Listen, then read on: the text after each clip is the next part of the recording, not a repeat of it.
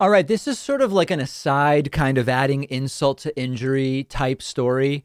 One thing that's become clear in the first couple months of Joe Biden's presidency is that he truly doesn't seem to care about a lot of these vanity elements that were very important to the former president. Things like television ratings or Joe Biden's signature being on the COVID relief checks that are starting to go out now. And we know that those things were very, very important to Donald Trump. And yet, Joe Biden's first primetime national address on Thursday night, during which he announced every adult will be eligible for a vaccine by May 1st in all 50 states, that Biden event got higher ratings and more viewership than Donald Trump's first address as president. About 18.2 million people watched Joe Biden's speech on broadcast networks compared to Donald Trump's first one, which 17.7 million viewers watched. About 500,000 more people watched the Joe Biden event than watched the Donald Trump event. And the best part about this to me is that Joe Biden clearly doesn't care about any of it. But it's also particularly funny because one of Donald Trump's main campaign lines against Joe Biden was, there's just no energy around Joe. I show up and do huge rallies, and Joe had 10 people in cars there honking. And of course, this was by design. Joe Biden, because of the pandemic, decided it wouldn't be responsible to do what Donald Trump was doing. And that's the explanation. We also know, as we learned from the Democratic primary, as much as we did from the general election in November, that tweets and Facebook posts and rally crowds don't necessarily tell you who actually has more support in reality. And Joe Biden got millions more votes than Donald Trump. But Biden ends up, without even caring, kind of beating Donald Trump at his own game without even playing the game, if you can imagine that. And as much as we know Donald Trump is upset about Joe Biden getting credit for the vaccination rollout, which Donald Trump, you might remember last week, put out a statement saying, please remember that I should get credit for the vaccines. As much as Trump is upset that things are actually starting to improve finally on the virus, what makes Trump really upset is that he's not getting attention anymore, and Joe Biden is.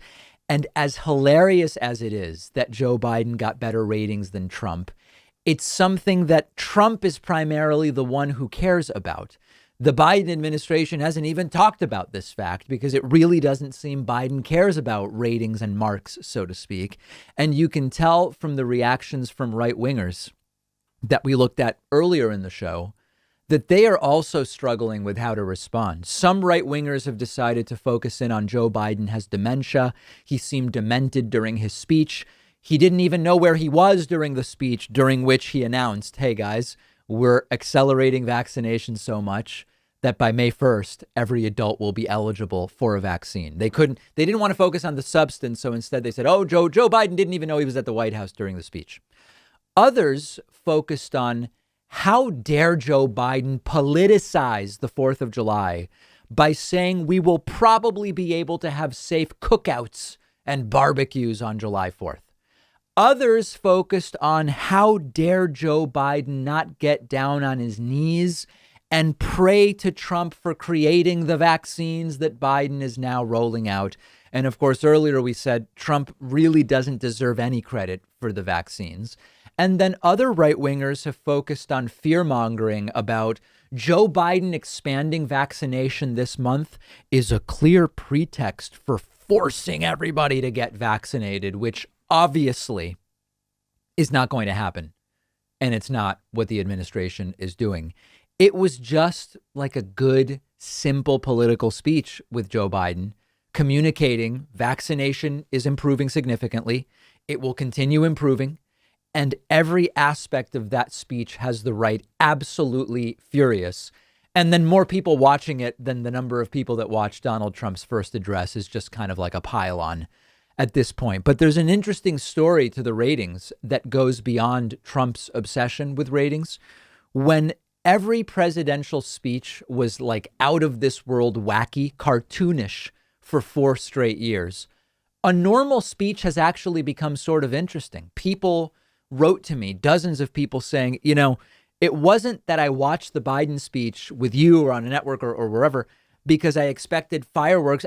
Most people didn't even expect the expansion of vaccination to 18 plus by May 1st.